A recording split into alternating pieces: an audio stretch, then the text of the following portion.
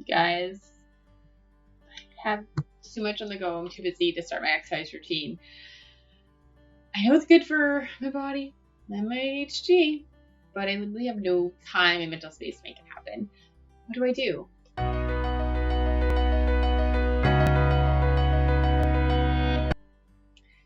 Does that sound like you, where too much on the go, you can't work out? Okay, stick with me then, because I'm going to tell you how to work out when you're too busy to even think about working out. It's worked for me, it's worked for my clients, and I know it's going to work for you. So welcome, you guys. My name is Karen. I'm the body and mind transformation coach for women with ADHD. If you are new here, even bigger welcome. This is my space. I put all my best free content on YouTube, which is all about exercise, eating healthy, and mindfulness for ADHD, where it feels simple, natural part of your day without the overwhelm, because I help you get past the self-sabotaging beliefs that are getting you stuck in your own way. And I am not for everybody at all. What I share on this channel, what I talk about, is not what you're going to find elsewhere, especially for ADHD. Most of the stuff you're going to find is, well, clinical approach, or it's telling you you're broken, or it's like these tips and tricks, which are great and can work, but they're not working for the long term, right? Otherwise, you wouldn't be here. You wouldn't be looking for an exercise routine to follow or healthy eating habits that make it feel really easy to stick to. So I'm not for everyone. And if I'm not for you, that's cool. You can find some other channel that is a fit for you. But if this resonates with you, then I invite you to check out my other videos and stick along for this one, because how to work out when you're too busy. So I'm going to try and stick to notes here so I don't go on random tangents and rambles. But let's start with this idea that your to-do list is never ending, right? I remember on my weekends having this huge to-do list for a Saturday and then feeling too exhausted on a Sunday to actually enjoy my Sunday. And I would feel so overwhelmed about all the things I had to do that as soon as I'd finish my to-do list, more things would come on. And I'd start to feel constantly burnt out. Like I was doing all the things, especially with my business, doing all the things in a business, but I felt like I was getting nothing done. And like, how the heck do you even make time to work out? How do you do it? So fun fact, your to-do list is never, ever going to end. Ever. Ever. Starting with the doom and gloom here. I want you to look back on your life in the last 5 years. Look back on even the last 10 or maybe 20 years. Has your to-do list ever been fully complete where you felt you had some time or space, period of calm in your life? Have you ever had that opportune time when things felt really slow to start your exercise routine? Or maybe even start something else like a meditation habit, or to even play with your dog every morning, or take that fun painting class. Has there ever been that perfect time? Probably not. See, in my life, I always had this dream of having this state of bliss, of peace, of calm, where I could literally sit on the couch and read a book and feel like that was enough, and not feel like I had to be doing stuff, producing things, bouncing around.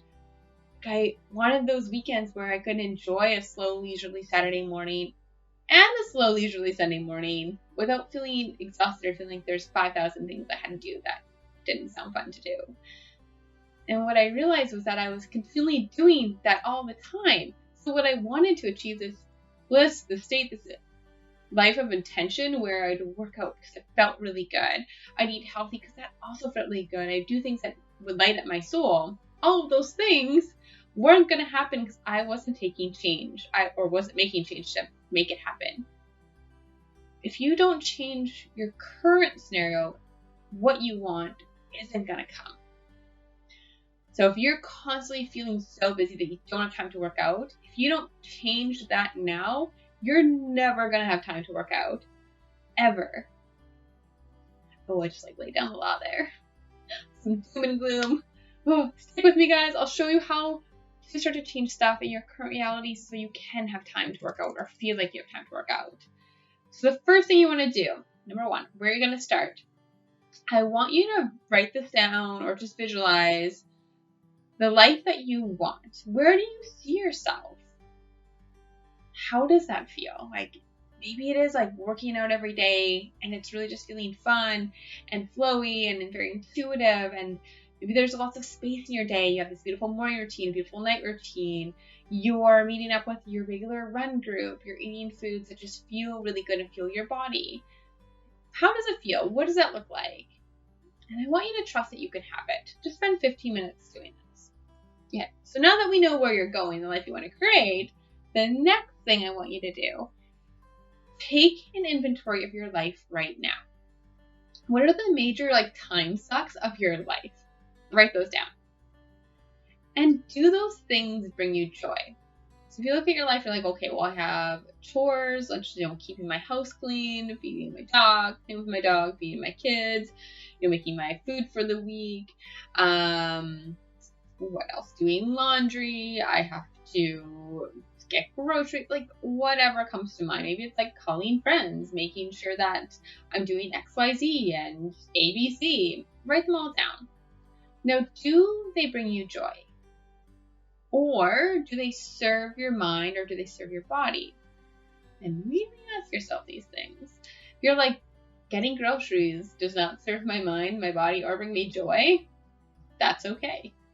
Because the next part I want you to do is, if they don't bring you joy, if they don't serve your mind or body, how can you reduce or eliminate them from your life? Or how can you add joy to them? So you're like, okay, well, I need groceries. Doesn't bring me joy.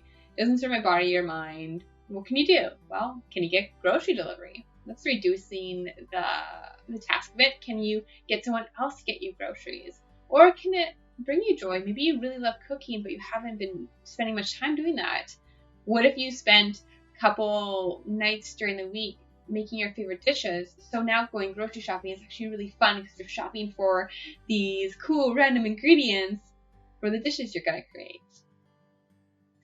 Okay, now you have to cut some things out. So in step 3 is, for each thing on your list that doesn't bring you joy or doesn't serve your mind or body, let's cut it out or reduce it.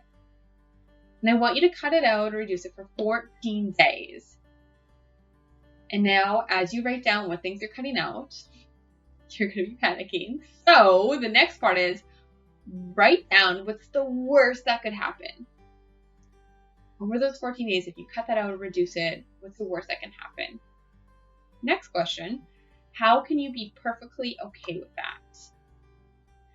And you're going to notice as you do that and actually write it out, because your brain's going to tell you otherwise, and almost everything that you're cutting out for those 14 days is going to be okay. And you're going to be okay. And that the world actually won't end. At least not for 14 days. Maybe on day 15 it could be. That is very possible. I can't confirm. I probably won't.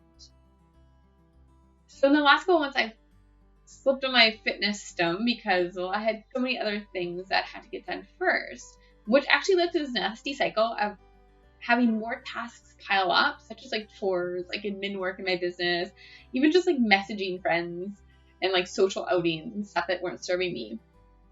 But what I was really doing was just reacting to stimuli that was around me, and things that didn't bring me joy, didn't serve me, and definitely didn't serve my body. But what I know, and what I want you to know, is that I'm my number one priority. And that is the most important. And that's what serves me. So my movement practice always comes first. So I started to cut away things in my life. So yeah, my floors aren't always washed. I have laundry in my laundry machine that hasn't been done in over a week. And for right now, that is okay with me because I'm serving my body, and that's what's needed, is to move my body and to have that. So how can you do less so you can live more and be more intentional with the things you do put in your life? So I want you to commit. That's the next part. Commit to cutting or reducing these things out of your life for 14 days. After that, you can bring them back in. I don't care. But 14 days, cut them out. And I want you to remember, your circumstances will never change if you don't make a change now. So if not now, when? And is this the magical moment you've been waiting for? So those are some spirit fingers. Maybe there's little fairies coming down. This is the moment. the moment. Now I want you to spend 15 minutes journaling and pondering this question. How would life feel? How would life look if you could spend more time living it versus completing tasks? Really get clear on how that would feel. And how would it feel to be more versus do more? This whole concept of really being, how would that feel like? I want you to comment below with that. I'd love to hear how that would feel, or what you would do or not do. Comment below. My fingers mean comment below. This means comment. Edit the comments.